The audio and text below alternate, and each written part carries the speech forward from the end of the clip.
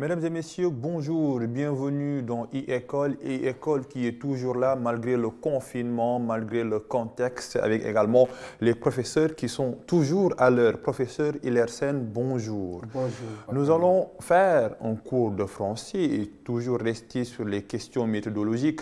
Nous avions fait, durant le cours précédent, la méthodologie d'un bon commentaire. Aujourd'hui, nous allons attaquer le résumé. Le résumé également qui est un exercice littéraire qui nécessite des outils comme le commentaire, comme la dissertation, des outils qui vont permettre à l'élève de réussir cet exercice littéraire-là. Voilà. Effectivement, Pape Alioune, vous l'avez dit, pour réussir naturellement un exercice, il faut qu'il y ait, n'est-ce pas, une méthode. Et d'ailleurs, c'est ce que nous faisons. L'élève doit savoir déjà les différentes méthodes. Quand il s'agit de la dissertation, il y a ce qu'on appelle la méthodologie du commentaire. Ce qu'il faut savoir pour réussir une bonne dissertation.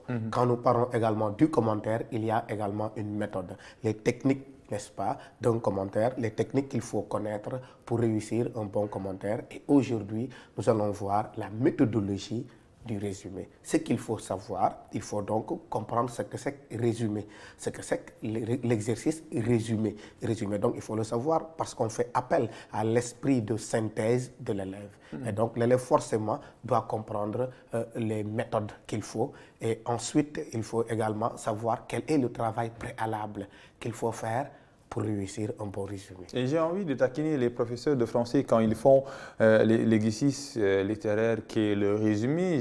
Je leur dis que nous sommes dans une société qui aime tellement les détails qu'il est difficile de dire à un élève de résumer sa pensée, de résumer un texte.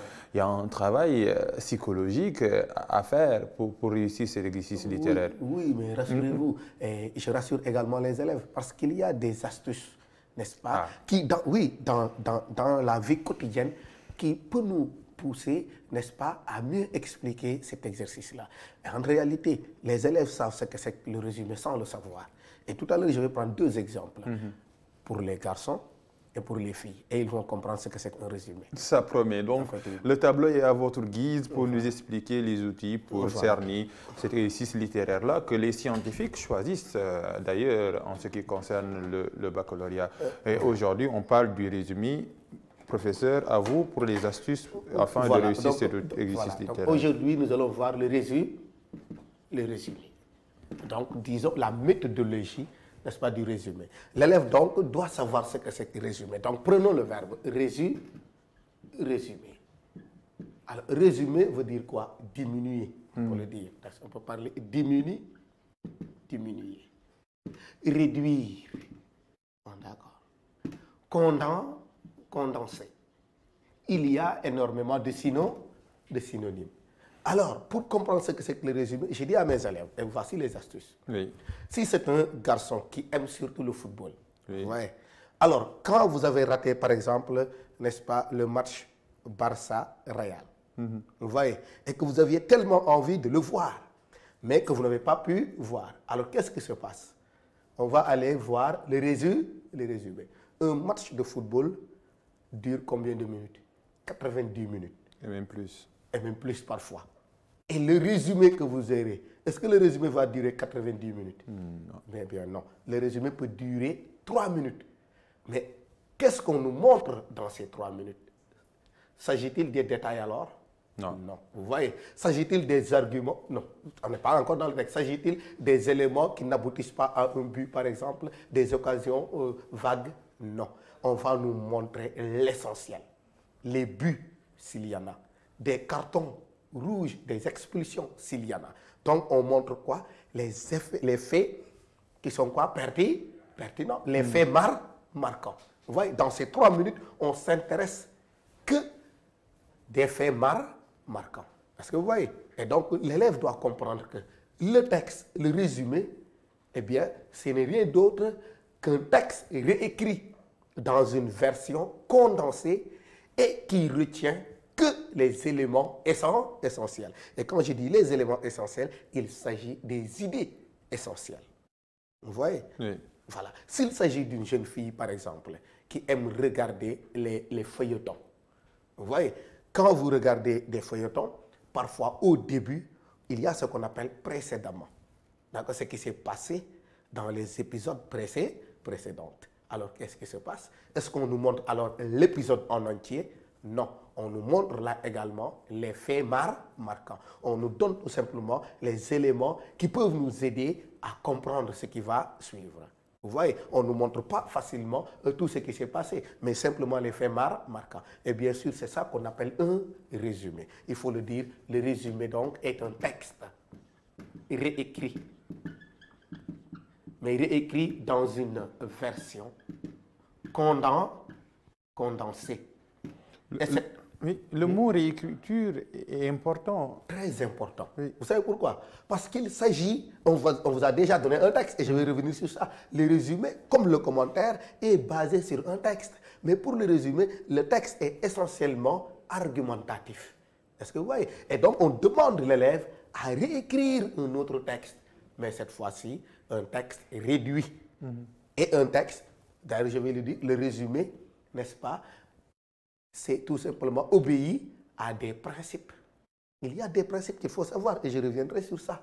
Ce n'est pas une diminution n'importe comment. Il ne s'agit pas de diminuer le texte. Non. Il ne s'agit pas de réduire comme l'on veut. Non. Il y a des principes, il y a des règles à obéir. Des règles à respecter. Et donc, c'est une réécriture, n'est-ce pas, mais dans une version condensée où on n'a que les idées essentielles. Oui. Où on n'a que, oui, les idées essentielles. C'est ça qui nous intéresse. Et quand je parle de ça, je reviens un peu sur les 3 principes qu'il faut forcément savoir. Il y a 3 principes qu'il faut savoir. Pourquoi? Parce que d'abord, l'élève est appelé à être concis. Parce qu'on a parlé de condensé. L'élève doit être concis. L'élève doit être fidèle au texte. Et l'élève doit produire un texte qui est cohérent, un texte qui est pertinent au même titre que le texte original. Est-ce que vous voyez? Donc, voici ces 3 principes-là. Premier principe, ce qu'on appelle principe de concision. Principe de concision. Ça veut dire quoi? L'élève ne doit pas se laisser tenter par les détails du texte. Le texte est par essence argumentatif. Et qui dit texte argumentatif dit idée, dit argument, dit exemple, dit citation. Mais est-ce que c'est tout cela qui nous intéresse dans le résumé? Non. Ce qui nous intéresse dans le résumé, ce sont les idées essentielles. Donc, on appelle, n'est-ce pas, l'élève à laisser en rade les arguments qui ne sont pas pertinents. De laisser en rade les exemples qui ne sont pas pertinents. De laisser en rade les citations. Il doit, n'est-ce pas, se départager des détails du texte, comme vous l'avez dit au début de l'émission. Il doit donc faire fi des détails du texte et ne retenir que les idées essentielles qui l'intéressent pour la compréhension. Vous savez, quelqu'un qui lit votre résumé ne doit pas avoir besoin de lire le texte original. Il doit forcément comprendre. Il y a le condensé, le substrat, comme on dit. Justement. Et c'est ça que vous avez là. Et donc, ce principe de concision nous pousse l'élève à ne pas, n'est-ce pas, perdre son temps avec les détails du texte et aller donc à l'essentiel. Mais également, il ne faut pas oublier quelque chose. Quand on parle de concision, l'élève doit également respecter la consigne. Et c'est très important. Et vous voyez que n'importe quel exercice littéraire, on a toujours une consigne. Et des consignes sont faites pour être respectées. Aussi bien que dans la dissertation, pour le commentaire, mais également pour le résumé. Donc, il faut, n'est-ce pas, obéir à la consigne. Et la consigne, on nous dit toujours, n'est-ce pas, résumer ce texte en tant de mots avec une marge de tolérance de tel % en plus ou en moins. Est-ce que vous voyez? Donc, la consigne ne change pas. Par exemple, si on a la consigne, résumer ce texte en 110 mots avec une marge de 10% en plus ou en moins. Mais il y a quelque chose qui se passe. L'élève, donc, doit faire un petit calcul. Même si on est littéraire, hein, il faut savoir calculer. Donc, il faut demander l'élève, n'est-ce pas? Premier élément, on avait dit, n'est-ce pas, de laisser de côté les détails du texte. Oui. Donc, aller à l'essentiel. Il doit aller à l'essentiel. Un autre élément, donc, il faut respecter la consigne. Oui. Respecter la consigne. Cette consigne nous demande donc de faire un résumé en 110 mots, avec une marge de tolérance de 10% en plus ou en moins. Donc, il faut forcément calculer. Et parfois, les élèves, n'est-ce pas, se trompent. Ils se, n'est-ce pas, tirent les cheveux en quatre, comme quoi que c'est difficile. Mais pourtant, non.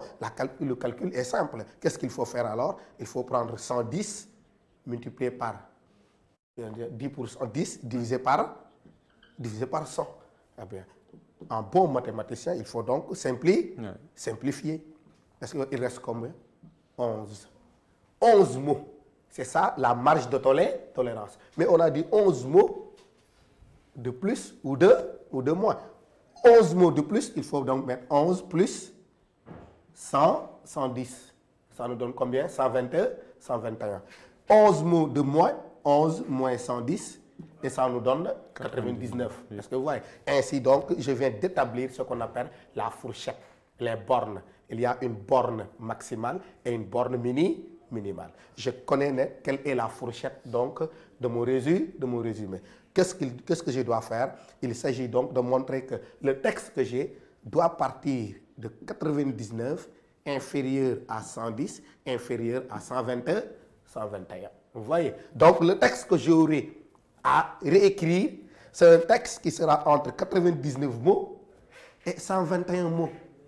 Si vous avez 98 mots, vous n'avez pas respecté la consigne. Si vous avez 122 mots, vous n'avez pas non plus respecté la consigne.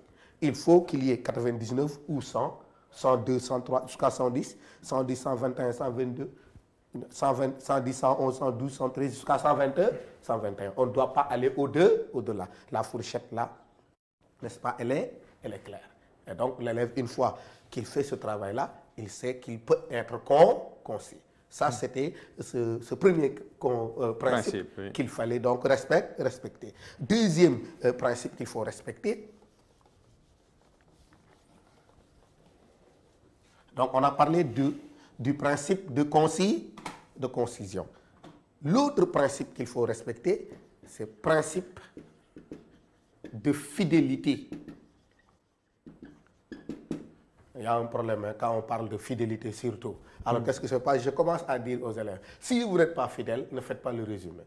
Ou bien alors, si vous devez faire le résumé, allez à la pharmacie, achetez Fidélitamol, buvez avant de faire, parce qu'il faut être fidèle forcément, sinon vous passez à côté du résumé. Est-ce que vous voyez? Donc, principe de fidélité, ça veut dire quoi? L'élève, donc, ne doit pas ajouter, justement, des idées personnelles. Il ne doit pas faire une interprétation personnelle. L'élève doit tout simplement rester fidèle au style de l'auteur. L'élève doit rester fidèle à la tonalité. L'élève doit rester fidèle au temps des verbes. L'élève doit rester fidèle à la cohérence, mais également à la progression. Est-ce que vous voyez? Ce sont des éléments qu'il ne peut pas laisser en rade. Justement, pourquoi? Parce que le texte ne l'appartient pas. Même s'il réécrit, il prend la place de l'auteur. Oui. Et voilà pourquoi les pronoms personnels, il ne peut pas les changer. Si le texte est écrit à la troisième personne du singulier, eh bien, son texte résumé doit être écrit à la troisième personne du singulier. S'il dit Modou, dans son texte résumé, il doit dire Modou. Il ne peut pas dire Mustapha. Ce n'est pas possible. Oui. Est-ce que vous voyez? Donc, il doit respecter, il doit être fidèle à ces nombreux, n'est-ce pas, de caractéristiques qu'on retrouve dans le texte original. Parce qu'il ne s'agit pas de son texte, il n'est pas l'auteur. Il prend la place de l'auteur. Oui. Et donc, le texte lui appartient, mais il ne parle pas. C'est l'auteur qui parle. Et donc, vous voyez, ces éléments-là, il faut qu'il puisse les respecter et doit se contenter de parler que de ce dont on parle dans le texte. Il ne peut pas y ajouter, mais également, il ne peut pas retrancher des idées essentielles. Il ne s'agit pas de diminuer pour le simple plaisir de diminuer. Il s'agit tout simplement de travailler, n'est-ce pas, pour ressortir les idées essentielles et se débarrasser des autres, n'est-ce pas, détails du texte. Oui. Justement. Alors, ce principe de fidélité, alors, est très, très important. L'élève ne peut pas également l'ignorer. Et l'autre principe, le dernier principe que nous allons voir, c'est le principe de reformulation. Principe de reformulation. Vous voyez, on se rappelle des trois principes. Hein? Premier principe, principe de concision. Deuxième principe, principe de fidélité. Troisième principe, principe de reformulation. Parce qu'il s'agit d'une réécriture, il faut alors écrire personnellement. Il ne faut pas, cette fois-ci, répéter le texte. Là où le bas blesse. Justement, oui. Parce que si tu ne comprends pas français, c'est difficile de reformuler. Dire autrement. Et justement, et les élèves, à ce moment-là, commencent à dire autre chose. C'est là où ils trahissent justement la thèse de l'auteur, l'idée de l'auteur. Pourquoi? Parce qu'ils disent le contraire de ce qu'ils veulent dire. Et voilà pourquoi ici, le fait de maîtriser la langue devient alors important et primordial. Mais reformuler, ce n'est pas chercher des synonymes au mot, par exemple. Mais on parler, vous écrivez bavarder. Non, on ne cherche pas. On reformule l'idée générale. Justement, et là, on trahit. Il n'y a pas cette fidélité du style. Oui. Est-ce que vous voyez? Il n'y a pas cette fidélité de la forme. Il n'y aura pas cette fidélité. Parce qu'entre parler et bavarder, il y a autre chose. Il y a autre chose. Bavarder, c'est quelqu'un qui parle pour parler. Donc, il y a une bouche féconde. Justement. Et donc, reformuler ici, il faut le savoir, par exemple. Il faut pouvoir faire une nominalisation, par exemple. Ça peut vous aider. Justement. Parce que vous voyez, quand on dit, par exemple, devant le stade, il y avait, n'est-ce pas, une file indienne et tout, qui se bousculait. Vous voyez, qui se bousculait. Alors, il peut dire, dans le stade, il y avait une bousculade. Vous voyez, tout simplement. Et non seulement vous avez diminué en matière de mots, mais également, vous n'avez pas trahi, n'est-ce pas, l'auteur. Vous avez dit la même chose. Et c'est ça, l'élève doit comprendre. Il faut reformuler, c'est-à-dire, il faut dire autrement. Mais en prenant en compte les principes que nous avons vus.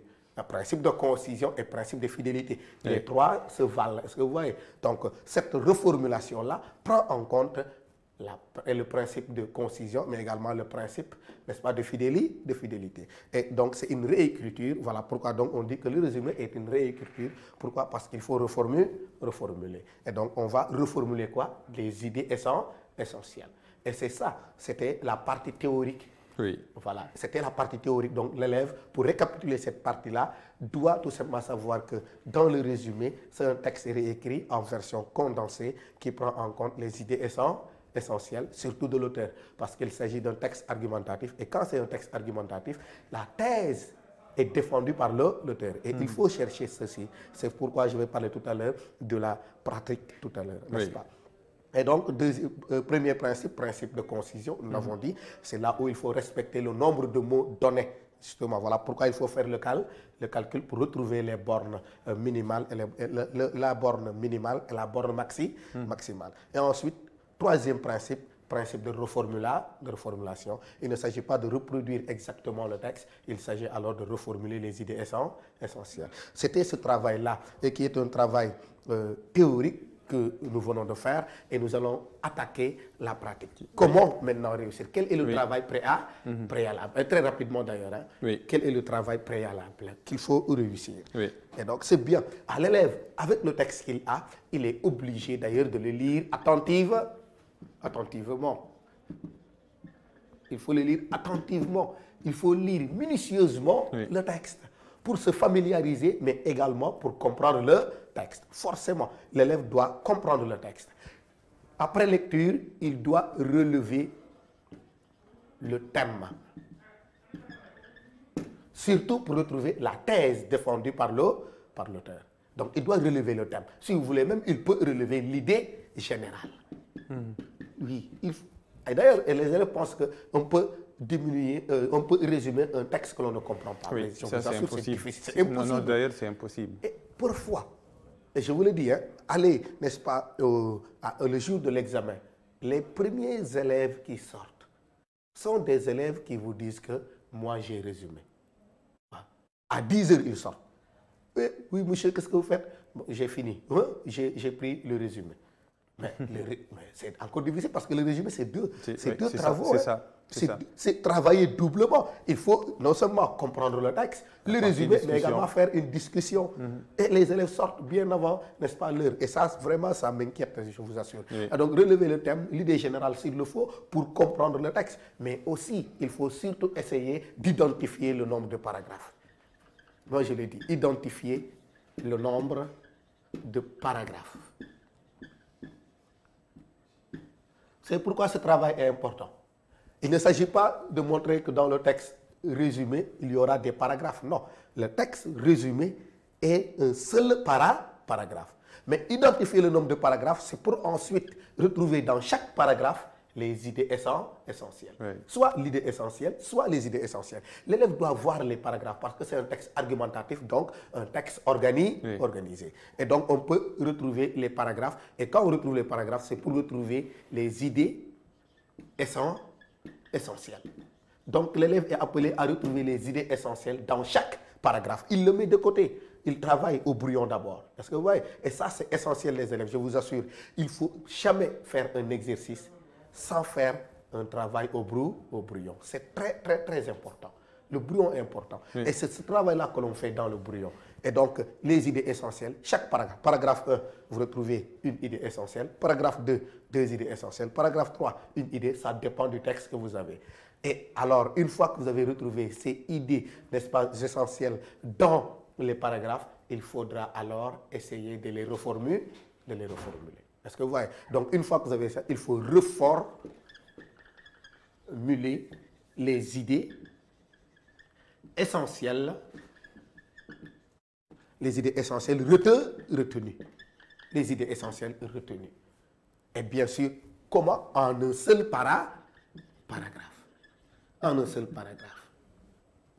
Et d'ailleurs, ce travail-là nous montre qu'il y a une synthèse, n'est-ce pas, de ça. Et donc, pour réussir ce seul paragraphe-là, l'élève fait appel à des connecteurs logiques. Des connecteurs logiques qui vont lui permettre alors d'avoir un texte qui est cohérent, un texte qui est pertinent. Il prend en compte la cohésion et la cohérence du texte.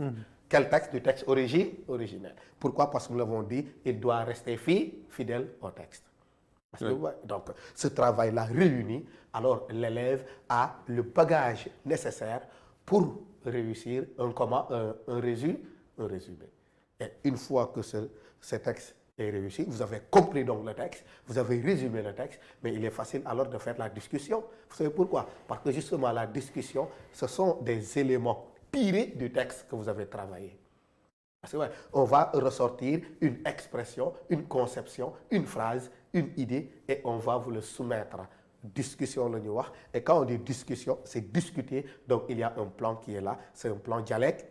Et c'est ça la question. Est-ce qu'il y a une différence? Les élèves se posent cette question-là entre la discussion et la dissertation. Justement.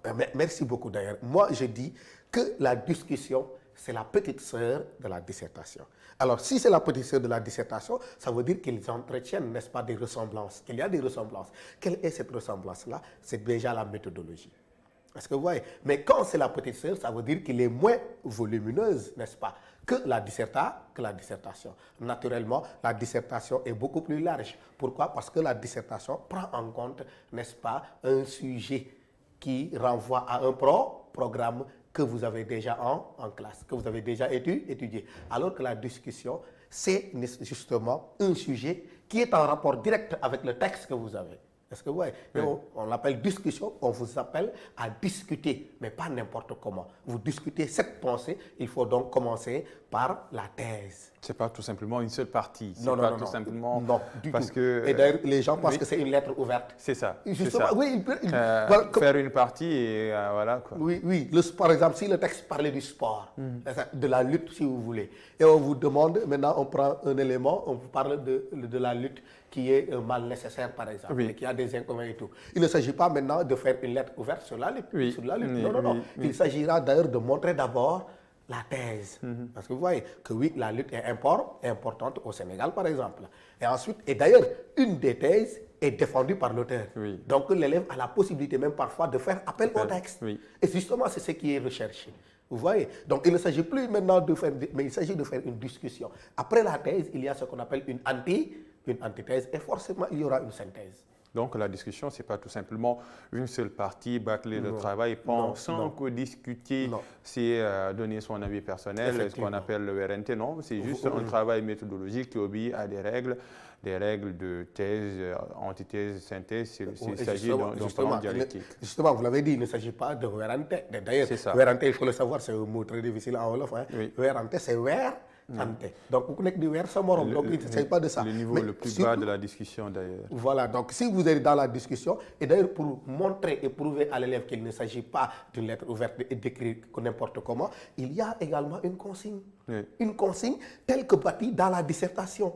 Est-ce que vous voyez? Et donc, cette consigne-là, je dois la respecter. Et donc, il s'agira d'une première partie, deuxième partie, troisième partie. Mais nous le savons tous, on est dans une discussion. Il s'agira alors d'une thèse, d'une antithèse et d'une synthèse. Mais ce n'est pas difficile. Pourquoi? Parce que tu as travaillé sur un texte et la discussion qui vous est proposée est tirée du texte. Oui. Et donc, justement, les élèves vont me dire, mais monsieur, quelle est la méthodologie? Je vous assure, c'est la même méthodologie que la dissertation.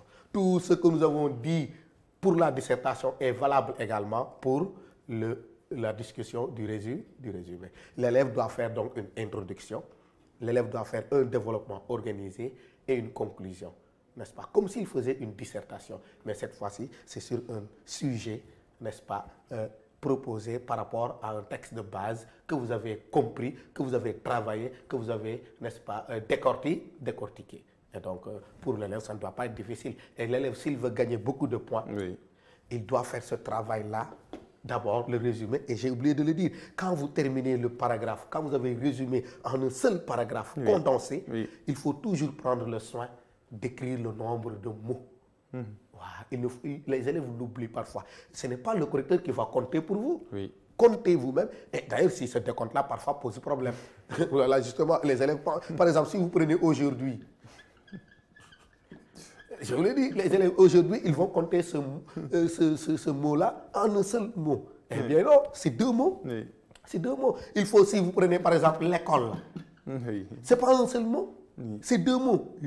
Là, normalement on dit la école. Parce que vous voyez, oui, mais le français, voilà, le français, la rencontre de deux voyelles n'est pas permise. Et alors dans ce cas-là, qu'est-ce qu'il faut faire? Il faut enlever, n'est-ce pas, la voyelle et mettre une apostrophe. On a deux mots. Les élèves parfois donc confondent, n'est-ce pas, le décompte de mots là et la décompte syllabique. Il y a un problème. Parce qu'ici, on ne compte pas les syllabes. Oui. Si on compte les syllabes, c'est ici qu'on va couper. L'école. Est-ce que vous voyez?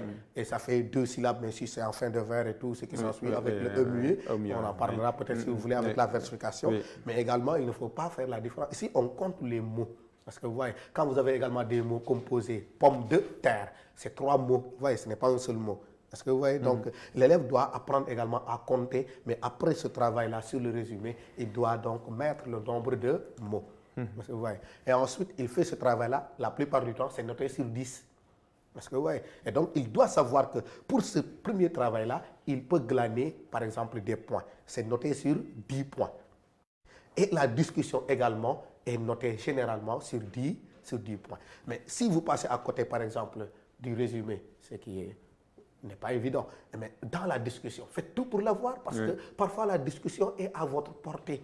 Parce que, ouais, et donc, il faut tout faire. Le fait de travailler rien que sur la forme peut, n'est-ce pas, te donner beaucoup plus de points. Travailler sur la forme, et parce que vous avez compris le texte, vous avez compris, n'est-ce pas, le sujet pour la discussion, vous pouvez alors faire une bonne discussion en glanant beaucoup de points possibles. Et c'est comme ça que vous aurez une bonne note en résumé le jour du bac.